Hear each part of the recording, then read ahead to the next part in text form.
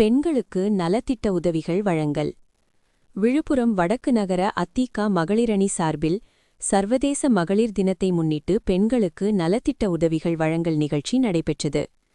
நகர மகளிரணி செயலாளர் பத்மபிரியா ஏற்பாட்டில் நடைபெற்ற இந்த நிகழ்ச்சியில் பெண்கள் கேக் வெட்டி மகளிர் தினத்தை கொண்டாடினர். தொடர்ந்து பெண்களுக்கு முன்னாள் முதல்வர் ஜெயலலிதா புகைப்படம் மற்றும் வீட்டு உபயோகப் பொருட்கள், சேலை, பிளாஸ்டிக் பக்கெட், இனிப்பு உள்ளிட்ட பல்வேறு நலத்திட்ட உதவிகள் வழங்கப்பட்டன. இந்த நிகழ்ச்சியில் நகர செயலாளர் ராமதாஸ், அம்மா பேரவை மாநில இணை செயலாளர் சங்கர், மாவட்ட மாணவரணி செயலாளர் சக்திவேல், வழக்கறிஞர்கள் பிரிவு ராதிகா உள்ளிட்ட பலர் கலந்து கொண்டு பெண்களுக்கு நலத்திட்ட உதவிகளை வழங்கினர். நிகழ்ச்சியில் மகளிரணி நிர்வாகிகள் மற்றும் பல பெண்கள் கலந்து கொண்டு மகளிர் தினத்தை உற்சாகமாக கொண்டாடினர். வளர்மதி, அண்ணாமலை, ஏசுமதி, சித்ரா, அம்சவல்லி, மீனா, கீதா, பாக்கியலட்சுமி, சுமதி.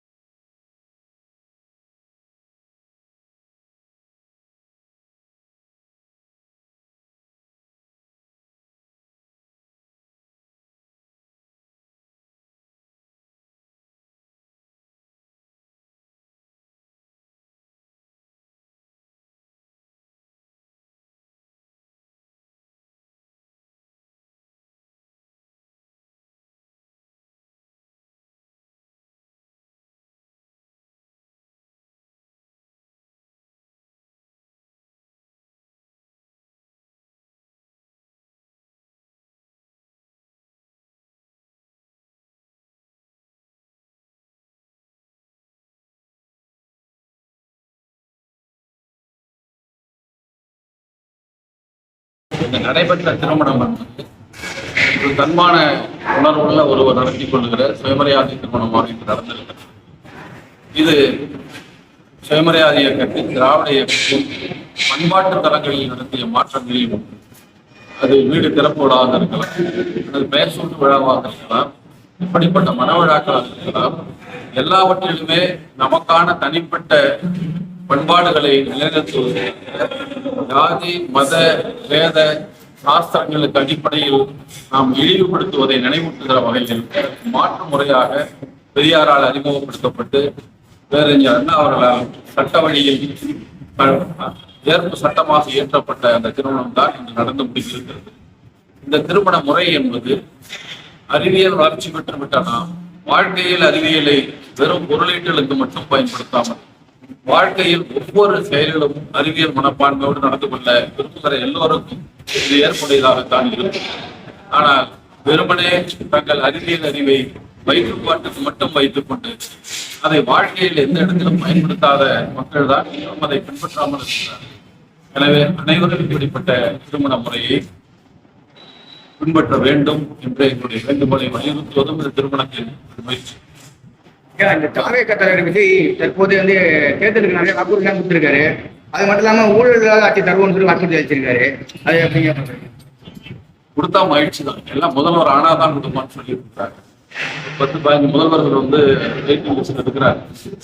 இவரும் இருக்காரு. நானும் கூட முதல்வர் ஆனவுடன் ஒவ்வொரு குடிமகனுக்கும் 1 கோடி ரூபாய் தரலான்னு முடிவு பண்ணி நானும் முதல்வர் ஆனவுடன் தரலான்னு தான்.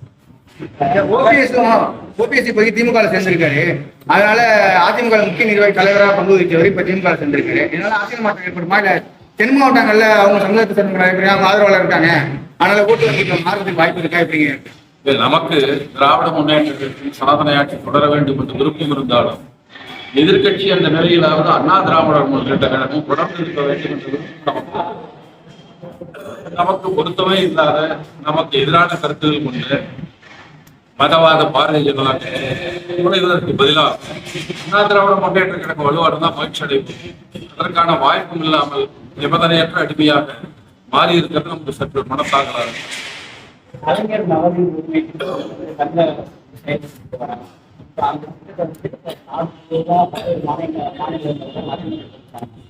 இப்போ இந்த அதிமுக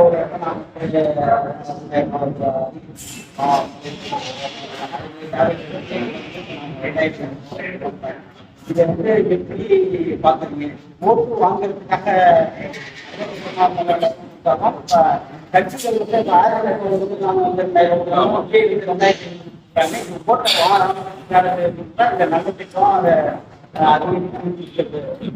அதை முதலில் அறிமுகப்படுத்தி திராவிட முன்னேற்ற கழகம் அறிமுகப்படுத்தி சமுதாயத்தின் அடித்தட்டில் புறக்கணிக்கப்பட்ட மக்களாக, வஞ்சிக்கப்பட்ட மக்களாக, பாதிக்கப்பட்ட மக்களாக இருக்கிற அந்த மக்கள் கூட்டத்தை அடையாளப்படுத்தினார். முதலில் பெண்களை அதிகாரப்படுத்தி, அடுத்தது கிராமப்புற அடித்தட்டு குடும்பங்கள் வருகிற குழந்தைகளுக்கு கல்வியை வளர்ப்பு, இந்த நோக்கங்கள்லாம் கொண்டுதான் இந்த திட்டங்கள்லாம் தீட்டப்பட்டது. இலவச பயணமா 1000 ரூபாய் அளிப்பதாக இருக்கு. படிக்கிற கல்லூரியில் செல்லுகிற மாணவிகளுக்கு 1000, மாணவர்களுக்கு ஒரு 1000. அனைத்துமே அடித்தட்டில் இருக்கிற சமுதாய மக்கள் கல்வி பெற்று உயர வேண்டும் என்ற உயரிய நோக்கத்தோடு தான் அறிமுகப்படுத்தப்பட்டது. அப்போது ஏராளம் செய்யப்பட்டது. இந்த பாரதிய ஜனதா கட்சி எல்லாம் நம்ம ரேவடியா ஒரு சொல்லை சொல்லி கிண்டல் செய்தாங்க, இலவசம் கொடுப்பது. ஆனா இப்ப குஜராத்ல தான் முதல்ல அறிவிச்சாங்க. குஜராத் முதல்ல அறிவிச்சாங்க. யாரெல்லாம் ஏளனம் செய்தார்களோ அவர்கள் எல்லோரும் அதை செய்து கொண்டிருக்கிறார்கள். இதைத்தான் என்ன நீங்க வாக்கு நோக்கத்தோடு ஒரு இயக்கம், ஒரு திராவிட இயக்கம் மக்கள் மீது கொண்ட அக்கறையால் அடித்தட்டு மக்களை உயர்த்தும் நோக்கத்தோடு திட்டங்களை இப்போது தேர்தலில் வெற்றி பெறுவதற்கு பயன்படுத்திக் கொண்டுதான் ஒரு கூட்டம் வளர்ந்து விட்டது. எப்படி இருந்தாலும் நம்ம மகிழ்ச்சி, இந்த மக்களுக்கு உதவித்தொகை போய் சேருகிறது. அது உழைக்கும் மக்கள் பங்கு இப்ப திரும்ப அவங்களுக்கே போவது என்ற மகிழ்ச்சி எங்களுக்கு.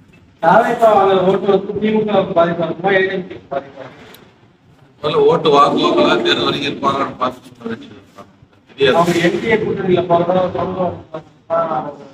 சரியான இடம் தான். வந்து அரசு திட்டங்கள் நிறைய அறிவிச்சிருக்காங்க. அதை நாங்க எப்படி முடிவெடுத்தோம்னா, தமிழக அரசு வந்து 50% வந்து எடுத்துடுறாங்க. இப்போ நாங்க வந்து அதை பரிசமா பண்ணோம், அதை வச்சு நாங்க திட்டங்களை நிறைவேற்றுவோம். அதை எப்படி பார்க்கணும்?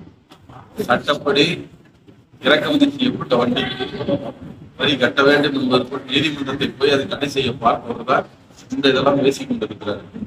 அது எவ்வளவு உண்மையாக இருப்பார்னு ஆட்சிக்கு வந்த பலன் எல்லோரும் சொல்லுகிறார்கள். அத்தைக்கு வீசி முளைத்தால் சித்தப்பான்னு சொல்லிட்டு இருக்காரு. முளைக்கும் வரைக்கும் நம்ம காத்திருக்க வேண்டியது. தமிழகத்துல சாதி அரசியல் இன்னும் இருக்கிறதா? அதை எப்படி மாற்றான்னு என்னதோ தமிழகத்தில் சாதி அரசியல் இன்னும் நடைமுறை இருக்கிறதா? இதை நீங்க எப்படி மாற்றான்னு? ஜாதி அரசியல் நாங்க தேர்தல் கட்சியில பரப்புரை மக்களிடம் எடுத்து சொல்லுறோம். ஜாதி என்பது எவ்வளவு கேவலமானது என்பதை எடுத்து சொல்வதற்காகத்தான். அப்போ பார்க்கணும் பார்வையில் எல்லோரும் தீண்டத்தகாதவர்கள் தான். கோயிலுக்கு போய் பாருங்க தெரியும், ஐயர் என்ன சொல்றாங்க, தர்மகர்த்தா போனவே அவருக்கு யோகியை தெரியும்.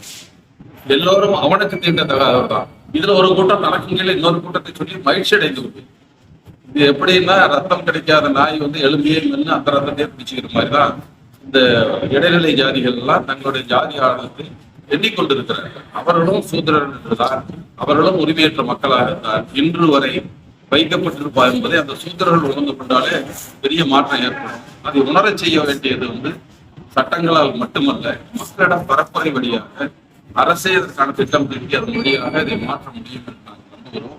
ஆனா நீண்ட காலம் 1000 ஆண்டு காலங்களாக வேறுபட்ட ஜாதியத்தை வேறு 100 ஆண்டுகள் சுயமரியாதை முற்று முழுதாக மாற்றுவது என்று எதிர்பார்க்க முடியாது. ஆனா ஜாதி அமைப்பை தளர வைத்திருக்கிறது என்பது